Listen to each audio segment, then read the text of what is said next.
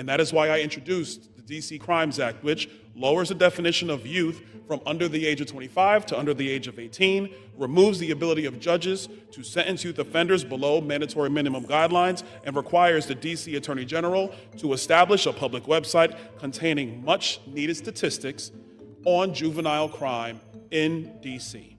He was given a third chance, and now he's the face of a bill that would not afford young people in Washington, D.C. the same opportunities afforded. Thank you, Mr. Speaker. I rise today in strong support of my bill, H.R. 4922, the D.C. Crimes Act.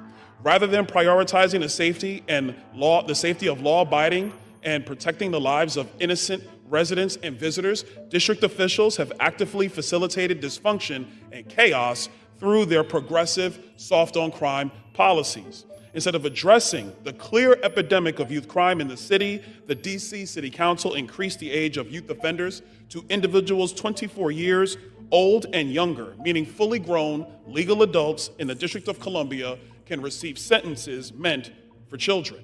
This is simply insane, and that is why I introduced the D.C. Crimes Act, which lowers the definition of youth from under the age of 25 to under the age of 18, removes the ability of judges to sentence youth offenders below mandatory minimum guidelines, and requires the D.C. Attorney General to establish a public website containing much needed statistics on juvenile crime in D.C.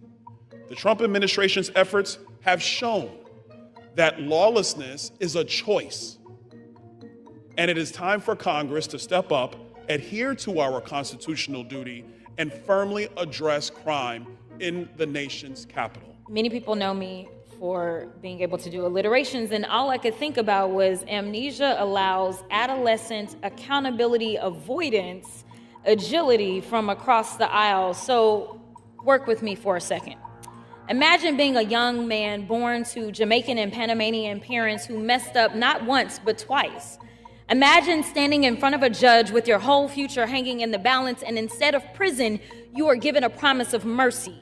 Your record gets wiped clean. You get a second chance at life.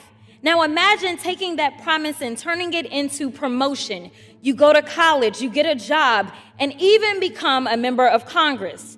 That's what redemption looks like. That's what America is supposed to be about. And that is exactly the story of the next wannabe governor from Florida. As a young man, he went through pretrial diversion for misdemeanor marijuana possession. As an adult, yet younger than 24, he was charged with and ultimately placed on probation for felony bribery charges, which ultimately were 2 expunged.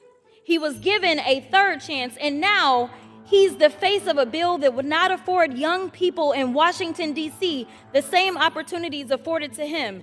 Let me be real. If he had grown up under Donald Trump's America or under the very D.C. crime bill he's pushing today, he wouldn't be standing here as a member of Congress. He'd still be living with the weight of those charges. So let's call this what it is, opportunities for me, but not for thee. He climbed the ladder of redemption, and now he's yanking it right up from the D.C. youth. See, most of us were taught to lift as you climb, but clearly some have forgotten to lift as they climb, and now they are committed to telling the next generation to pull themselves up by their bootstraps. I will not sit quiet while a man who was saved by grace turns around and tries to snatch grace away from others. If we're going to be real about crime, about communities, Lady's time has expired. I'd like to yield for an additional minute, please. Gentlewoman is recognized. About second chances and even third chances, then it needs to start with us looking in the mirror and remembering that even the author of this bill has a story too before he tries to lecture DC on safety.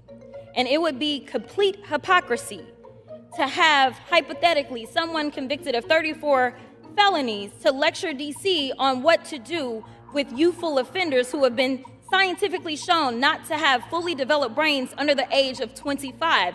Especially if said multi-count convicted felon was in his 70s when he was convicted.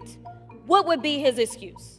Because his brain would be fully developed, and with that, I will yield back.